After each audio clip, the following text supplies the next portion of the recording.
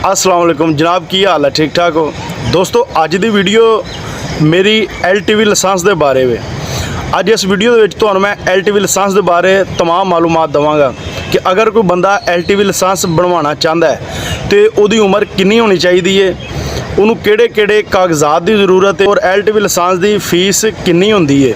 और दोस्तों LTV licence की जिहड़ी ट्राई है वो किहड़ी गड्डी ते लई जांदी है और अगर तुसी LTV लाइसेंस बनवा लेंदे हो तो फिर दोस्तों तुसी किहड़ी-किहड़ी गड्डी LTV लाइसेंस ते चला सकते हो। ये सारी मालूमात तुहानू मैं अपनी इस वीडियो के देवांगा। उस तो पहले मेरे चैनल को सबसक्राइब करो, वीडियो लाइक शेयर करना नहीं भूलना तो बैल आइकन का बटन दबाना भी नहीं भूलना। सब तो पहले LTV लाइसेंस बनवाने वास्ते LTV लाइसेंस अप्लाई करने वास्ते तुहाडी उम्र तकरीबन 21 साल होनी चाहिए। 21 साल पूरी होनी चाहिए, एक दिन भी घट नहीं होनी चाहिए। दोस्तों अगर तुहाडी उम्र 21 साल तो घट है फिर तुहाडा LTV लाइसेंस नहीं बन सकता।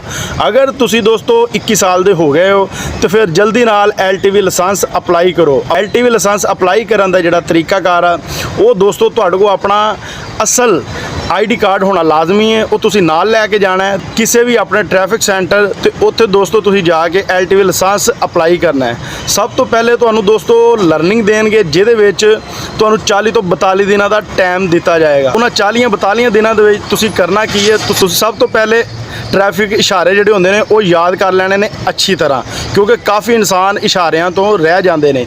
वो दोस्तों तुहानू जी ट्रैफिक इशारियां वाली किताब है, बुक है, जिते तकरीबन 100 तो ज़्यादा इशारे होंदे ने, कोई एडे मुश्किल नहीं होंदे, बहुत आसान तरीन होंदे ने। वो किसी भी तुसी अपने शहर की बुक शॉप तो या उस ट्रैफिक सेंटर तो जिथों तुसी लर्निंग बनाया, जिथे LTV लाइसेंस वास्ते तुसी अप्लाई किया है उत्थों लै सकते हो। तकरीबन 100-150 रुपए की वो किताब मिल जाती है बासानी।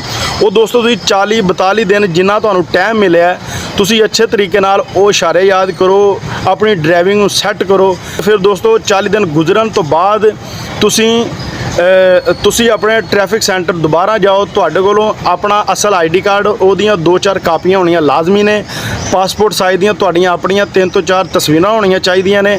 और दोस्तों तुहानू अपनी हाइट का और अपने ब्लड ग्रुप का पता होना चाहिए, क्योंकि ये सारियां चीज़ां तुहाडे लाइसेंस के उत्ते ऐड होनियां ने। सारे कागजात कंप्लीट करके दफ्तर जाते हो तो फिर सब तो पहले तुहाडे कोलों ट्रैफिक के इशारे पूछे जाएंगे। तकरीबन 10 इशारे पूछे जाएंगे, जिहदे विचों 7 तो 8 तुसी सही दसने होणगे। और तुसी अगर ट्रैफिक इशारियां चों पास हो जाते हो फिर तुहाडी ट्राई होएगी। तो तुहाडी ट्राई शाहदौर ते भी लई जा सकती है, जिहड़ा 9 फुट लोडर डाला होंदा है, जैक पोर्टर सैरस गड्डी होंदी है 9 फुट डाला, उत्ते भी तुहाडी LTV लाइसेंस की ट्राई लई जा सकती है। दोस्तों अगर तुसी ट्राई दे विचों भी पास हो जाते हो तो फिर तुहाडे को पूछा जाएगा कि तुसी किन्ने साल का लाइसेंस बनाना चाहते हो, 1 साल का, 2 साल का, 3 साल का, 5 साल का। दोस्तों जो मैं LTV लाइसेंस बनाया सी उदों ये चीज़ां नहीं सी, उदों 5 साल का बनता सी, तकरीबन 1250 रुपए दी टिकटां लगदियां सी। लेकिन हुण कवानीन बदल गए ने, महंगाई का दौर है। LTV लाइसेंस की 1 साल की फीस तकरीबन 2000 रुपया वे। इस तरह ही 2 साल का बनवाओगे तो 4000 रुपया हो जाएगी, और अगर 5 साल का बनवाओगे LTV लाइसेंस तो तुहानू 10,000 रुपया फीस अदा करनी पेगी। दोस्तों उस तो बाद तुहानू फौरन ही LTV लाइसेंस अलाउ नहीं कर दिता जाएगा, बल्कि एक दोस्तों तुहानू ओपन मिलेगा ट्रैफिक दफ्तर की तरफों, जिहदे उत्ते तुसीं जिहड़ियां भी गड्डियां LTV लाइसेंस के जेरे असर आंदियां ने वो तुसीं दोस्तों चला सकते हो। दोस्तों तकरीबन 1 महीने के अंदर अंदर तुहाडा जिहड़ा लाइसेंस है कार्ड नुमा वो तुहाडे घर दिते हुए घर के एड्रैस से बासानी पहुँच जाएगा। उस तो बाद सवाल ही पैदा होंदा है कि तुसी LTV लाइसेंस बना लिया, तुहाडे घर LTV लाइसेंस तुहाडा पहुँच गया, हुण तुसी उत्ते गड्डी किहड़ी चला सकते हो। दोस्तों LTV लाइसेंस ते तुसी शाहदौर डाला भी चला सकते हो, और मिनी मजदा भी चला सकते हो, और कमर्शियल जिहड़ा कैरी डब्बा होंदा वो भी चला सकते हो, कार भी चला सकते हो, कार कैब भी चला सकते हो। इस तरह दी गड्डियां तुसी LTV लाइसेंस ते चला सकते हो।